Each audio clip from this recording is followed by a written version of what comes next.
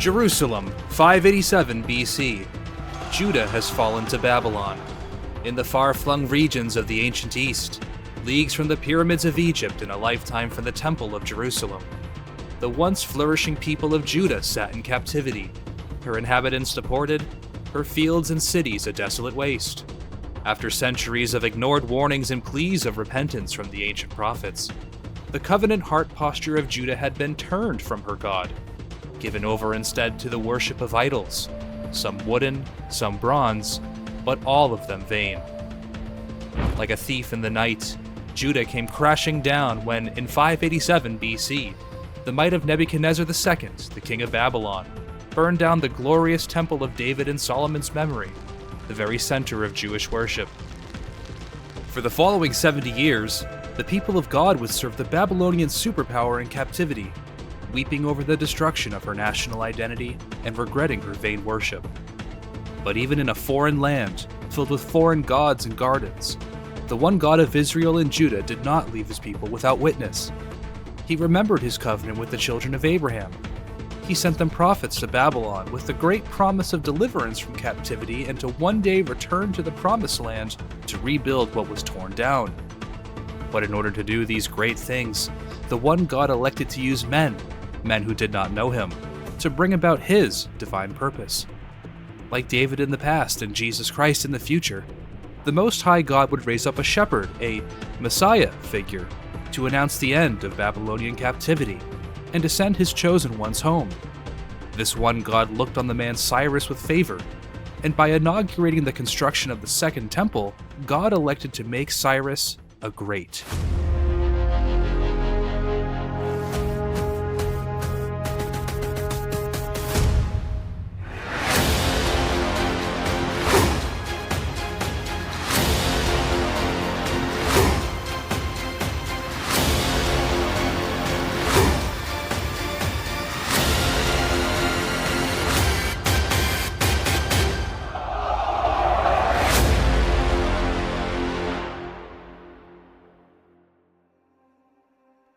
Before the birth of Cyrus, when the Babylonian exile had only just begun, the divine stage took form in the Median Empire, in what is modern-day Iran, far from the likes of Jerusalem or Babylon. This empire of the Medes held governance from the Persian Gulf up to the doorstep of Anatolia, and had origins stretching back to the times of legend. The Median Empire became historically prominent when they famously destroyed the Assyrian superpower at Nineveh, a city that two prophets of the one God urged to repent from evil in a past age. The Medes received tribute from the local Persian tribes, a neighboring ethnic people, receiving military protection and oversight from their Median rulers, only at the price of subjectivity. But everything would change when a different kind of man ascended to the throne. In 585 BC, a man named Astyages comes into power as both king of the Medes and imperial lord of the Persian peoples. From some legendary accounts, he's a cruel overlord to the Persian states. In others, he's a kindly old man. But behind the myths and fables surrounding historical figures, there is a thinly veiled truth that we must draw out from the mask of legend. For as Astyages is stirring in the night, wondering in himself how he might better obtain the whole dominion of Asia, he has a frightening dream concerning future events. According to Greek historian Herodotus, Astyages saw visions in the night. He dreamt that a vine grew out of the lap of his daughter Mandane, and the vine covered the whole of Asia. Having seen this vision, he communicated it to the interpreter of dreams, meaning to kill whatever child his daughter bore. For the interpreters declared that his daughter's offspring would overthrow Astyages and rule in his place. As far as omens go, rarely can men change fate. Just like the legendary origins of Alexander the Great, this child in the dream is predicted by Median soothsayers to become something great, unstoppable even, should he ascend to the throne. But a threatened Astyages resolves to do something about this threat, no matter the cost. He crafts a twofold plot, by sending his daughter Mandane away from the Median capital. And he makes a diplomatic decision to marry her off to the Persian noble Cambyses, whom the Medes recognize as a prince of lower social rank. This would put great distance between the ominous offspring and the king himself. The child born of this union, Astyages thought, would not be made of the same noble material as is befitting of a proper Median king. But at the announcement of the birth of this child, his very own grandson, Astyages devises to have him executed anyways. He tasks his servant with the burden of murdering an innocent child. But upon seizing the child and holding him in his hands, this servant of Astyages takes pity on the child and raises him in secret.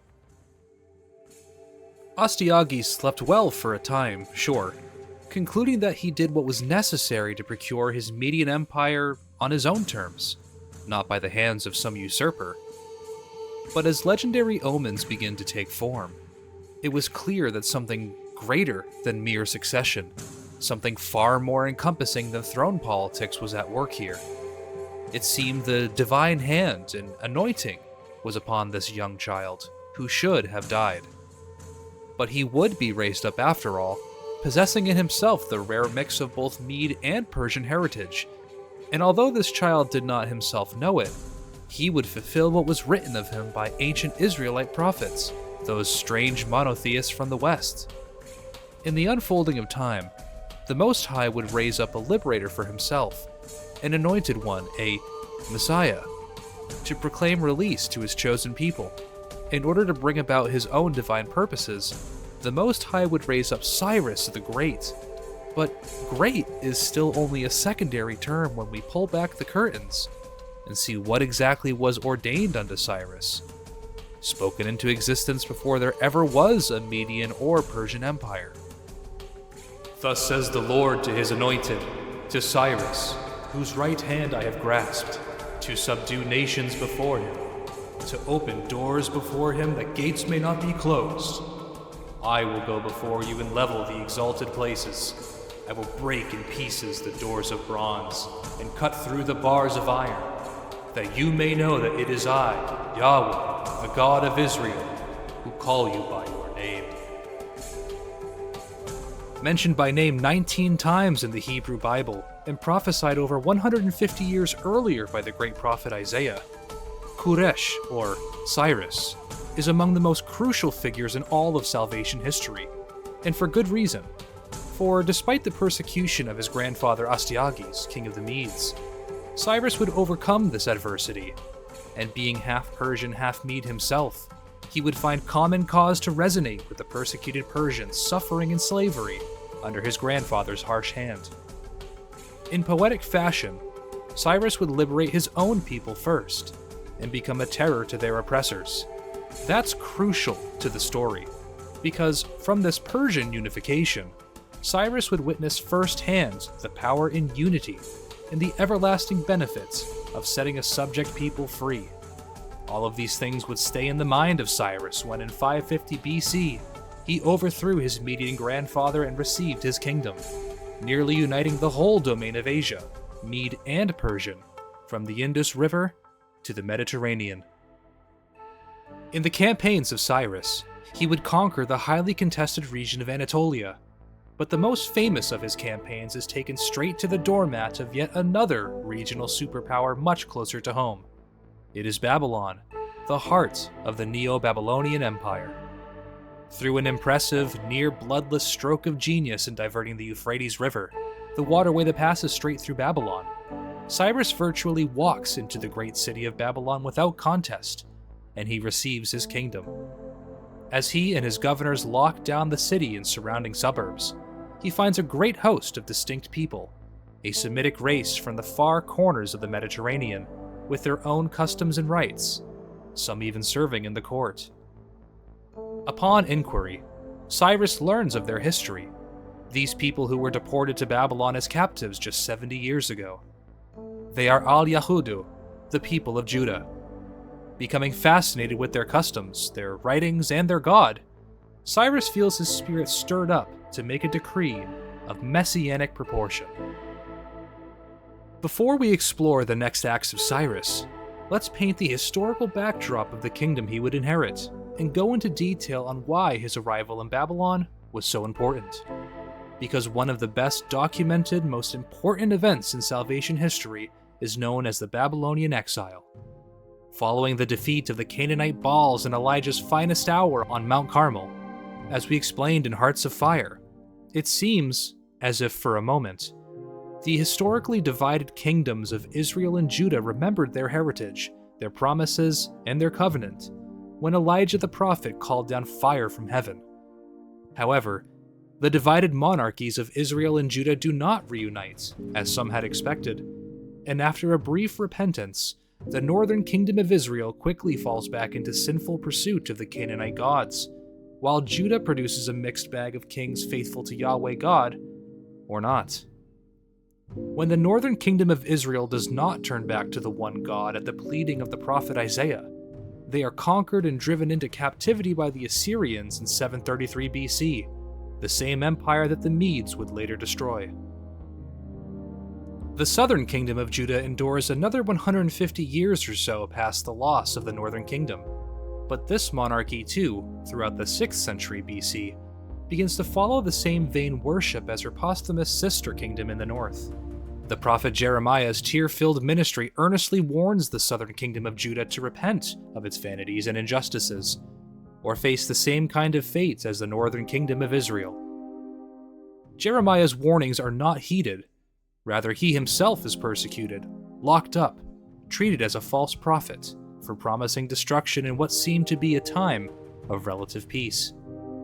But like a thief in the night, the king of Babylon, Nebuchadnezzar II, marches on Judah with every intention of total conquest, building up fortifications and starving out the holy city. Jeremiah personally witnesses the destruction of Jerusalem he warned against firsthand, seeing the great temple of David and Solomon's memory burned to the ground at the hand of invaders.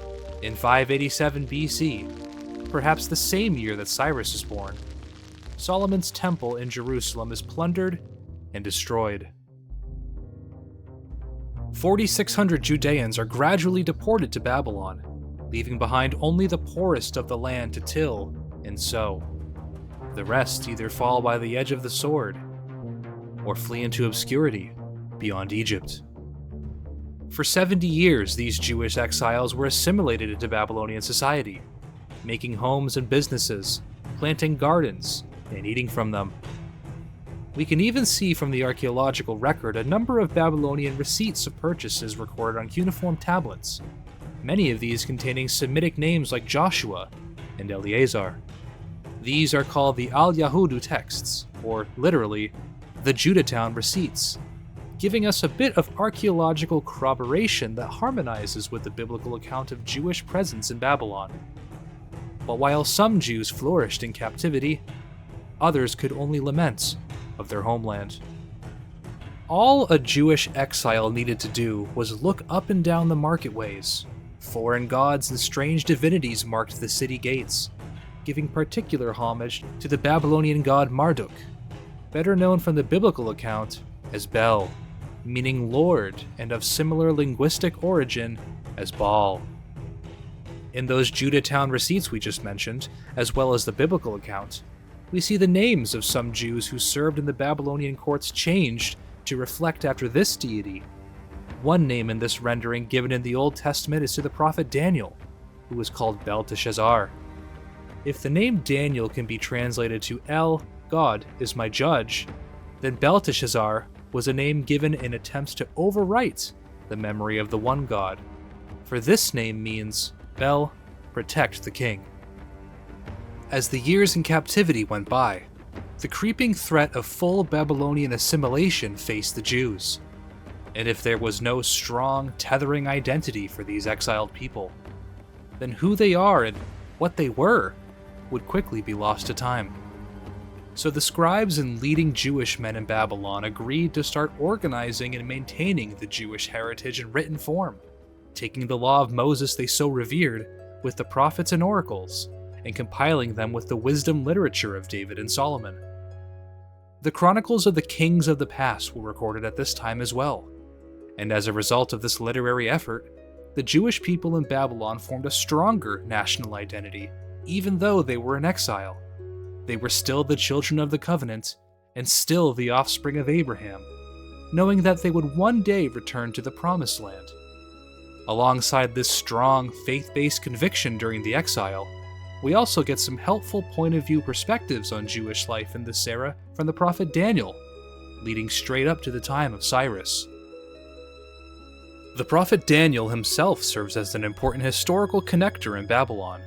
He is a young man in the courts of Nebuchadnezzar when the exilic period began, and he is an old man when God shatters the bronze doors of Babylon for Cyrus to walk right through.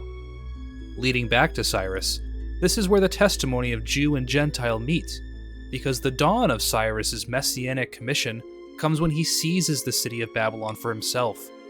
Both Daniel and our Greek historian Xenophon harmonize on the night that Cyrus claimed victory over Babylon. One perspective is from within the walls of the kingdom, and one from outside.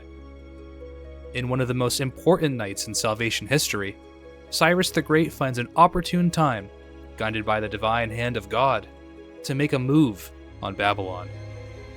It is an evening of drinking and merriment, like so many other Babylonian nights. While Cyrus puts his plans in motion, the prophet Daniel is serving in the courts of Belshazzar, acting king of Babylon. Belshazzar held a great feast for 1,000 of his nobles, and he was drinking wine in their presence. While drinking, Belshazzar gave orders to bring the gold and silver vessels which Nebuchadnezzar had taken out of the temple which was in Jerusalem, so that the king and his concubines could drink out of them. They drank the wine from these vessels and praised the gods of gold and silver, of bronze and iron. Suddenly, the fingers of a human hand emerged and began writing on the wall of the king's palace, and the king saw the hand. His face became pale, and his knees began knocking together. The king called aloud to bring in the sorcerers and the diviners, saying, "Anyone who can read this inscription and explain its interpretation to me shall be clothed with purple, and have a necklace of gold around his neck, and have authority as third ruler in the kingdom." Then all the diviners tried but could not read the inscription or make known its interpretation to the king. Then Belshazzar was greatly alarmed. But Daniel, who was called Belteshazzar, was brought in before the king. Belshazzar asked, "Are you that Daniel who is one of the exiles from Judah? I have heard about you that a spirit of the gods is in you, and that illumination and wisdom have been found in you. If you are able to read the inscription and make its interpretation known to me, you will be clothed with purple, and will have authority as third ruler in the kingdom." Then Daniel replied and said before the king, "Keep your gifts for yourself, or give your rewards to someone else.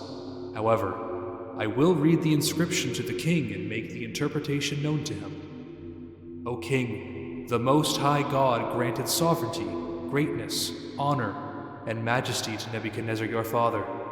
Yet you, his son, Belshazzar, have not humbled your heart as your father did, but you have risen up against the Lord of heaven, drinking wine from the vessels of his house, and you have praised the gods of silver and gold, of bronze, iron, wood, and stone, which do not hear, do not see, do not understand. But the God in whose hand are your life breath and all your ways you have not glorified." Then this hand was sent from him, and this inscription was written out: "Mene, Mene, Tekel, Upharsin." Mene, God has numbered your kingdom and put an end to it. Tekel, you have been weighed on the scales and found deficient. Peres, your kingdom has been divided and given to the Medes and Persians. Then Belshazzar gave orders, and they clothed Daniel with purple and put a necklace of gold around his neck.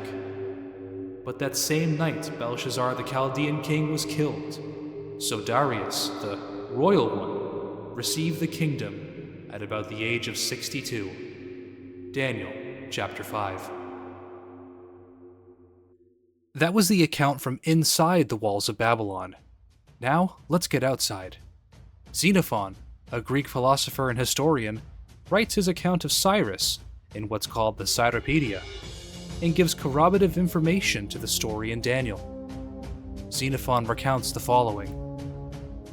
Cyrus began on either side of the city to dig an immense trench to divert the waters of the river, and he built siege towers. Thus, then, his men were employed, while the Babylonians upon their well-protected walls laughed his siege works to scorn, in the belief that they had provisions enough for more than 20 years. Cyrus's ditches were eventually completed. Then, when he heard that a certain festival had come round in Babylon, during which all Babylon was accustomed to drink and revel all night long, Cyrus took a large number of men, just as soon as it was dark, and opened up the heads of the trenches at the river. The water flowed down through the ditches in the night, and the bed of the river, where it traversed the great city, became passable for men. When the problem of the river was thus solved, Cyrus gave orders to his Persian colonels, infantry, and cavalry to marshal their regiments. "But come," he said, "to arms, and with the help of the gods I will lead you on." When these words were spoken, they moved as fast as they could and were soon at the palace. The troops found the gates leading to the palace locked, but attacked the guards as they were drinking by a blazing fire. But, as a noise and tumult ensued, those within the gate heard the uproar, and at the king's command, some of them opened the gates and ran out. And when Cyrus's generals saw the gates open, they dashed in pursuit and dealt blows right and left until they came into the presence of the king, and they found him already risen with a dagger in his hand. But he was overpowered. The king was slain, and Cyrus took possession of the citadels.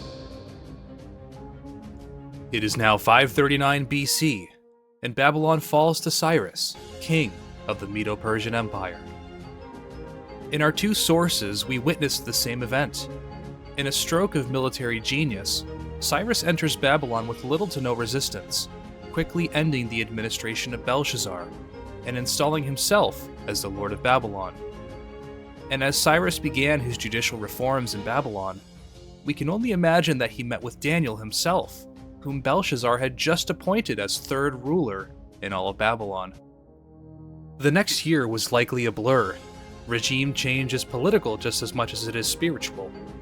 But instead of destroying Babylon, Cyrus is remembered in history for permitting his subjects to remain largely the same in keeping their own customs and practices, without forced assimilation into the Persians' own worldview. This temperance alone is nearly unheard of in the ancient world. Conquered peoples were expected to assume their victors' gods, but Cyrus sought to be a different king than those who went before him. For perhaps as he himself was once persecuted, and he himself belonged to a nation of subject peoples, it was only fitting in the mind of Cyrus that he would look upon the plight of the Jewish people, hearing their cause, and finding some kind of common ground. Though his grandfather Astyages meant evil for Cyrus, the Most High God was able to turn it all into good. But commonalities and sympathies can only go so far, for Cyrus was about to meet the fullness of the divine purpose for his life. For as he acquired his new kingdom and collected the administrative records, he happened upon the ancient Isaiah scroll. Perhaps it was even Daniel himself who showed Cyrus the contents therein. In the first year of the reign of Cyrus, which was the 70th from the day that our people were removed out of their land into Babylon, God commiserated his people and, according to his word by Jeremiah the prophet, he would restore them again to the land of their fathers, that they should build their temple and enjoy their ancient prosperity. For God stirred up the mind of Cyrus by his reading the book which Isaiah left behind him of his prophecies. For God had said, "My will is that Cyrus, whom I have appointed to be king over many great nations, send back my people to their own land and build my temple." When Cyrus read this, he admired the divine power, and earnest desire and ambition seized him to fulfill what was so written. So he called for the most eminent Jews that were in Babylon, and he gave them leave to go back and to rebuild their city Jerusalem and the temple of God, and that Cyrus himself would be their assistant. If anything else is known about Cyrus from the perspective of Christians, It's typically how God refers to Cyrus as his anointed one in Isaiah chapter 45, the actual word here being Messiah. The term Messiah is considered in history to bear a royal, spiritual, and prophetic significance by the Jewish people. It's a title attributed to both David and Solomon, and its Greek equivalent later is the word Christ, attributed to Jesus in its complete fulfillment. Being a type of Christ, then, Cyrus issues one of the most famous decrees in history once he secures Babylon, aligning his own dynastic success with the favor of the Most High. He declares the release of all Jewish people from exile, with full authorization to return to their own holy land. This is what we've been waiting for. Thus says Cyrus, king of Persia, "The Lord, the God of heaven, has given me all the kingdoms of the earth, and he has charged me to build him a house at Jerusalem, which is in Judah. Whoever is among you of all his people, may his God be with him, and let him go up to Jerusalem, which is in Judah, and rebuild the house of the Lord, the God of Israel. He is the God who is in Jerusalem. And let each survivor, in whatever place he sojourns, be assisted by the men of his place with silver and gold, with goods and with beasts, beside free-will offerings for the house of God that is in Jerusalem." Just as in the days of Moses, it is time once again to let the people of God go, back to the land of promise, in order to serve the Most High once again. In one authoritative decree, Cyrus fulfills the prophetic utterances that we find in Isaiah, Jeremiah, Ezekiel, and Daniel.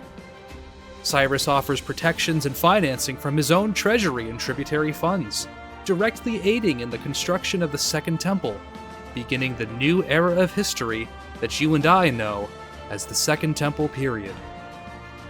As for Cyrus, his new empire, called the Achaemenid Empire, would rule and control Asia for over 200 years more, expanding greatly and remaining friendly with the people of God in Judah. In fact, the Achaemenid, or Persian, Empire would remain until it meets up against the forces of a familiar face. It is Alexander the Great. There's much more to the story of Cyrus, but man oh man, these videos take a long time to make. I'm going to post all the sources I use below in the comments section, as well as my cut content, because I could have gone on for another hour or so. Feel free to check it out and learn a new thing or two. I do hope this video taught you something new about Cyrus, about how God can use men, even those who don't know him. Well, especially those who don't know him. Cyrus fulfills the messianic office by proclaiming liberty to the people of God, that they may leave captivity to worship him once more in spirit and in truth, just as Jesus does perfectly some 550 years later. Thanks for watching, and as always, Jesus is King.